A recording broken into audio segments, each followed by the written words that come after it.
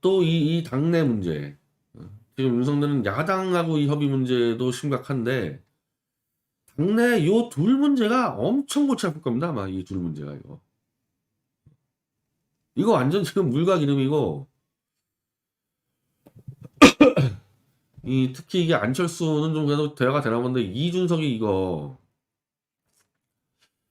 지금 이번에 이준석이 실수를 너무 많이 해가지고, 지자체 선거 때, 안철수당과 이준석 당이 이제 합당을 할 때, 이준석이 당대표 권한을 유지할 수 있겠냐. 아마 이 당의 이 출마자들이 이거 아마 반대할 거예요. 이준석 밑에서 선거 못 치른다. 근데 이 이준석이 그냥 물러날 놈이냐는 거예요. 나가라면 나가라는 놈입니까 이게? 완전히 그냥 다 그릇 깨고 그냥 책상 엎어놓고 난리 치겠죠. 이거 지금 카운트다운 들어갔어요. 이 문제 지금.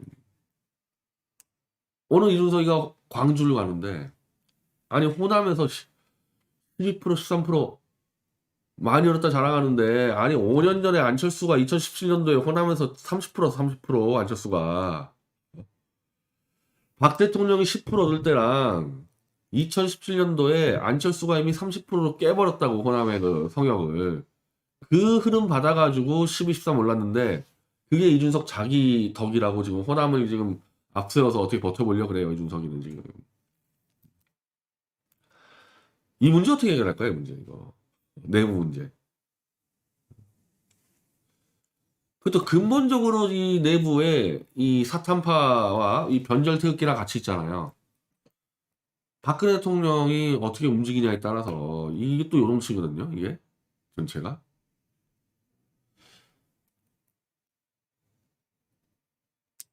그러니까 노무현 현재 볼 때 가장 이 불안하게 이 세력 없이 집권해가지고 탄핵당했고 실제로는 뭐 거의 하야나 마찬가지의 꼴 당한 노무현이 지금 이 윤석열과 좀 비슷한 경우를 하는데 그 노무현조차도 이미 그 당시에 이 386 이른바 친노 세력의 계파를 확보하고 있었고 그를 갖고 결국 열린우당이라는 이 노무현 신당을 만들어서 돌파해버린 거 아닙니까? 그 노무현도 거의 목숨이 왔다 갔다 했는데 윤석열과 노무현을 비교하면은 윤석열을 위해서 몸을 던질 수 있는 자들이 몇 명이나 있나요? 이 당이나 바깥이나. 바깥에 보수파리 유튜버들은 한 명도 없다 보고 한 명도 없다고 보고 윤석열 좀 흔든다 그러면은 윤석열 등쳐가지고 돈 빼먹는 애들이지 돌로 한 놈도 없다 보고 당 안에는 몇 명이나 있습니까? 윤석열도 올 때. 그러니까 노무현이 몰렸을 때 2, 30명의 그 이른바 386 친노 그룹이 확 밀어서 돌파하는데 윤석열 친위 부대가 있어요 이 당에? 다 모르는 사람들이잖아 다 따지면은. 사기 탄핵할 때 그때 공범들일 뿐이지 그거 말고 아무것도 관계가 없는 사람들이잖아요. 일을 하다 보면 대통령으로서 정면 돌파할 일들이 수두룩히 있는데 돌파를 같이 할 만한 세력이 전혀 없어요.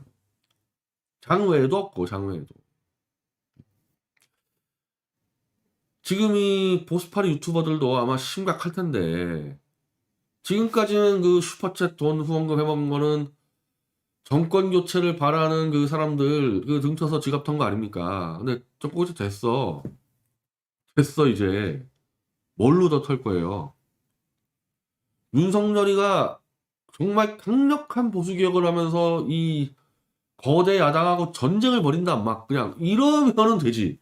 이러면 으쌰으쌰해서 또 해먹을 수 있지. 근데 지금 문재인하고 좀 그 대화를 하는 거라니까 윤석열이랑. 윤석열은 전쟁할 생각이 전혀 없죠. 이대로 적당히 잘 가겠다. 그거잖아요. 전쟁할 능력도 안 되고 전쟁하려면은 자기 친위부대가 있어야 되는데 친위부대가 없이 어떻게 전쟁을 들어가요. 전쟁할 수 있는 그 신념도 없고 전쟁하려면 뭐 싸울 게 있어야 되는데 뭐 싸움을 할 만한 자기 신념이 없는데 이것 말고. 그럼 장외에 있는 유튜버들은 이제 뭐 먹고 삽니까? 그리고 만약에 이 윤석열이가 실수가 안 나오겠어요? 뭐 인사니 뭐니 뭐 챙겨 먹다가 애들끼리 실수 나오면 그냥 국민 지지율 막 와장창 떨어져가지고 20% 30% 노무현이가 1년 차에 지지율 20%까지 떨어졌어요. 1년 차에. 그랬을 때 노무현은 운동권의 힘으로 돌파했는데 윤석열이는 뭘로 돌파하냐고요 그때. 저는 그때 싸그리 원래 했던 대로 이것들 싸그리 배신 패륜 뒤통수로 해가지고 아수라장 될 거 아수라장 완전히 그렇게 될 겁니다 아마. 그러면 윤석열은 내각제 개헌으로 투항할 수밖에 없어요. 그거 안 하면 탄핵인데 뭐 탄핵인데. 탄핵해봤잖아요. 탄핵을 해봤고 더 왜 위험하냐면은 이것들은 탄핵을 해봐서 사기 조작으로 탄핵을 했어도 야 이렇게 우리가 권력을 잡을 수 있구나 5년 뒤에 이걸 봤잖아요. 어휴 한 번 했는데 두 번을 못해. 더군다나 윤석열이 탄핵은 사기 조작할 것도 없어. 그냥 그대로 하면 돼 그대로.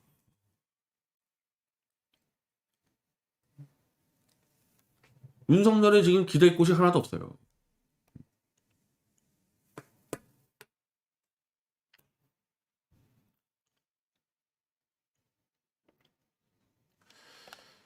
자 오늘 그 추모식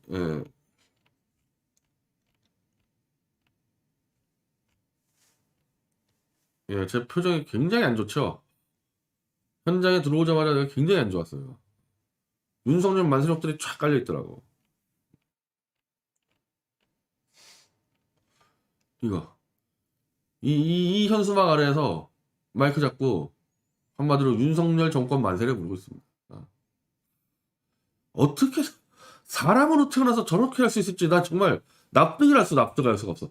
아무리 윤석열 줄 서서 정권 만들었다고 좋아 미치겠다 하더라도 여기서는 그 말하면 안 되는 거 아니야.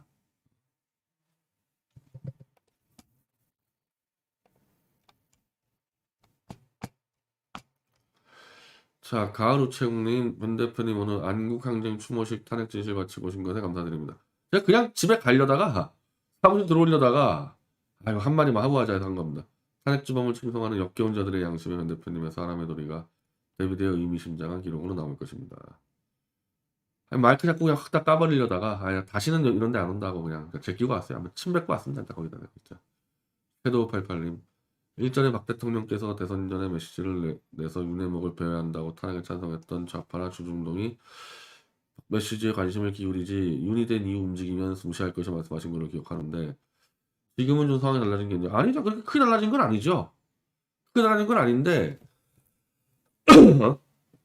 만약에 이번에 박 대통령이 움직였으면 윤석열 떨어지는 거죠. 24만 표 차인데 그래서 지금 좌익들이 박 대통령 원망하는 얘기가 나오잖아요. 그쪽에서. 그걸 만약에 해줬어 봐요.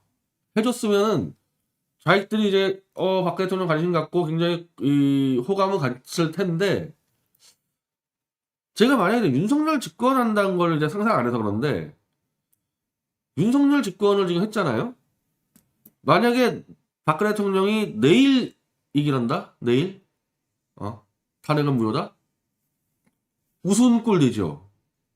그래서 저는 만약에 박 대통령이 이제 입주할 때 메시지 내려면요. 이제 메시지를 그냥 좀 전체적으로 내시지 만약에 탄핵 무효 투쟁을 하는 메시지는 좀 연기를 하는 게 나을 겁니다. 이왕 늦은 거 지금 내는 거보다는 연기하는 게 나을 거예요. 그럼 어느 타이밍이냐? 좌익들이 또 윤석열하고 싸운다고 막 덤빌 때 이제 막 윤석열 얼굴만 봐도 막 TV에 윤석열 청와대 나오면 막 오바이트하고 막 이럴 때가 있을 거 아니에요. 좌익들도.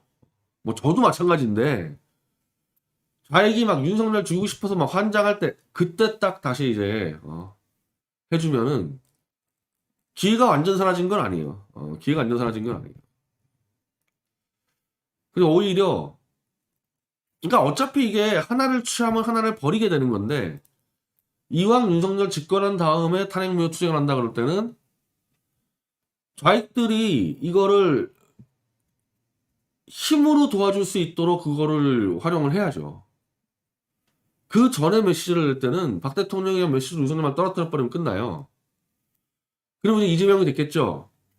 그리고 사실은 이제 이재명하고 자기들은 일단 자기들 원하는 거 됐으니까 박근혜? 누구? 박근혜가 누구야? 그냥 면상을 그냥 까버릴 수가 있는데 지금은 박 대통령이 약간 좀 타이밍 보다가 자기들이 윤석열에게 이를 갈 시점에 한번 제대로 치면 이 좌익의 힘을 좀 활용하는 방법도 있는 거죠. 그러니까 이건 메시지를 언제 낸다는 개념은 전술 개념이잖아요. 그러니까 대선 전에 냈을 때와 대선 후에 냈을 때 효과가 다르고 장단점이 있는데, 물론 저한테 선택하라 그랬으면은 저는 이번에 박 대통령은 당당히 기자회견해가지고 윤석열을 떨어뜨리고 보수를 장악해버렸겠죠. 저 같았으면은. 그 다음에 이재명하고 문제는 그때 가서 처리하더라도 일단 자기 나가버리 확보했었죠. 저 같았으면은. 근데 그걸 안 하셨는데, 뭐 그건 뭐 다른 계산을 쓸 수가 있어요. 근데 어쨌든 완전히 이 기가 상실된 건 아니고, 또 하나는 메시지는 안 냈지만은 누가 봐도 탄핵의 무효 투쟁의 의지라고 할 수 있는 청란색 옷을 입고 사전투표장에 혼자 걸어가서 찍고 왔다는 거는 정치에 대한 의지, 탄핵 무효에 대한 의지를 최소한 일정 정도 표현해 놨기 때문에 그 기반으로 대선 이후에 탄핵 무효 활동하는 데 있어서는 연결이 될 겁니다. 저는 그게 굉장히 중요했다고 봐요. 정말 예상치 않게 기습적으로 사람 투표로 가가지고 딱 찍고 온 거.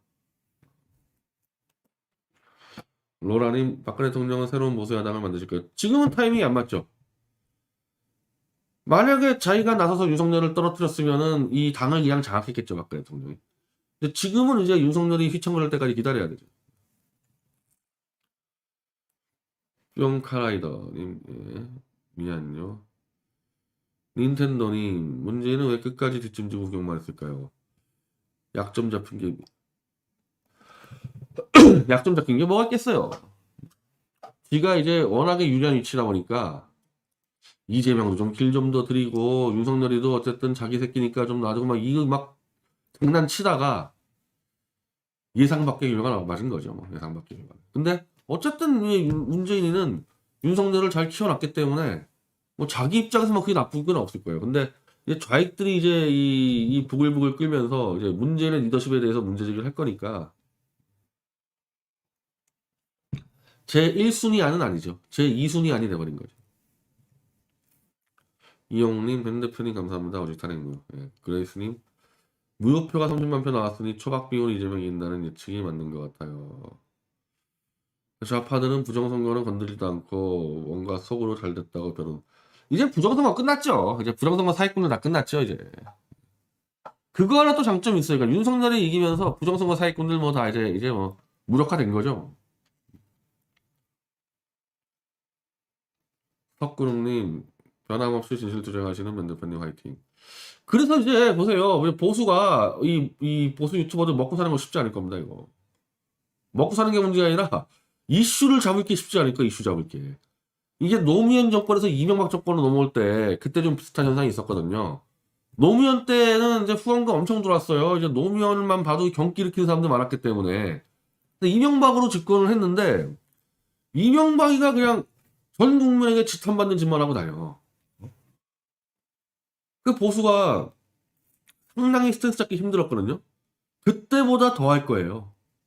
이명박 때 보수가 스탠스 못 잡은 것보다 더 할 거예요. 왜냐하면 그나마 이명박이 촛불 광우병 거짓 난동으로 휘청거렸는데, 예를 들면 저 신혜식 대표나 저 그 당시 제가 이제 그 당시 내가 빅뉴스를 했을 텐데, 광우병 거짓 난동하고 우리가 싸우는 사람들 같은 경우는 이슈를 자꾸 밀고 갔죠.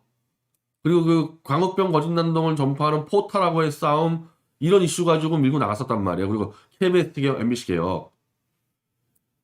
그거 왜 그랬냐? 광우병 거짓 난동 자체가 거짓이니까. 근데 지금은 그런 거짓 난동이 아니라 밝혀진 것만 가지고도 윤석열 흔들 게 너무 많아서 말이 되는 것 같고 윤석열을 치는데 이걸 어떻게 보수가 막아요? 말이 되는 것 같고 치고 있는데. 아주 어려울 겁니다, 이제 보수 유튜버들. 그 이제 부정선거 이파리도 안 되고 문재인 이제 사라질 거고 뭐 갖고 먹고 살 겁니까 이제? 이제 보수 유튜버 시대는 끝난 거죠 이제. 자, 김희정님, 참으로 잔인한 시절입니다. 그럼에도 좁고 좁은 진실의 길을 가는 게 사람답게 사는 방법이라 믿고 있습니다. 이번 대선은 진짜 이번에 김경재 후보가 8,000표를 얻었는데 그 8,000표는 정말 사람답게 살고 싶다는 사람들의 탈출구였죠 뭐. 지금까지 포기하지 않고 버텨줘서 너무 감사드립니다. 항상 응원합니다. 저 같은 경우는 사실 미디어치는 기본적으로 이 태블릿 재판과 이제 더군다나 최소한 법적 소송도 다 갖고 왔잖아요. 지금 거의 우리가 뭐 거의 법률회사 비슷하게 돌아가는데 이 재판을 이게 이어나가는 최소한의 비용 문제가 있는데 정말 다행스럽게 부정선거 발의도 안 하고 윤석열 만세도 안 하는데도 재판을 유지할 수 있는 이 비용이 독자들의 돈으로 들어와가지고 그래서 사실 유지가 가능한 부분이 있죠. 근데 미디어치 같은 경우는 아마 더 형편이 나아질 겁니다. 예, 훨씬 형편이 나아질 거예요. 이제 윤석열은 이제 좌익들하고 싸울 때 이번에 좌익이 윤석열을 못 꺾어버린 거는 윤석열의 최악의 범죄는 대통령을 쫓아내려고 위증조사, 이제 조작한 건데 그걸 쏙 빼고 치니까 이게 뭔가 이상하잖아 이게. 결정적 케어펀치 못 낸 거죠. 그걸 딱 같이 결합해주면 이자는 완전히 그냥 권력에 따라서 수사를 조작 날조하고 지 이익을 위해서 수사를 무마시켜주는 그런 검사다 이렇게 딱 꽂히는데 그걸 빼고 하니까 그런 거 아닙니까? 좌익은 그것 때문에 진 거예요. 저는 윤석열하고 좌익이 싸울 때 이 부분을 또 빼고 싸우잖아요. 이번에도 결국 케어펀치를 못 낼 거예요. 좌익들이. 그래서 아마 이 열린공감TV 같은 경우 제가 어제 보니까 한계가 있는가 그것 때문에 이 사람들이 진정한 진실을 갖고 싸우는 게 아니라 이재명에 빌붙어서 해먹겠다는 그게 1순위니까 제대로 못 싸운 거예요. 윤석열과. 그래서 좌익 국민들 중에서 진짜 윤석열을 죽이고 싶다는 분들이 이 미디어치 쪽으로 많이 들어올 겁니다. 아마. 미디어치 쪽으로. 그럼 우리는 뭐냐? 좌익에다가 탄핵 무효를 홍보하는 거죠. 어차피 박 대통령이 완전 무결하게 탄핵 무효가 되려면요. 좌익을 바꿔내지 않으면 안 돼요. 절반의 탄핵 무효는 되겠지. 보수 내에서. 근데 중간층과 좌익까지 이거 탄핵은 잘못됐구나. 이거를 하려면요. 좌익을 잡아야 되는데 이왕 이렇게 된 거 이제 미디어치도 그렇고 박 대통령도 그렇고 좌익에게 탄핵 무효 홍보를 할 수 있는 기회를 잡을 수 있는 거죠. 이 점이 이 대선 전에 질렀을 때 대선 전에 지르면은 그냥 박근혜 환호하겠지. 윤석열 이거 조작 검사하면은. 근데 대선 이기면 잊어버릴 텐데 좌익 애들이 대선 이후에 이제 윤석열과 전쟁 붙었을 때 해주면은 지들이 탄핵 무효를 홍보하고 다녀야 돼요. 좌익들은.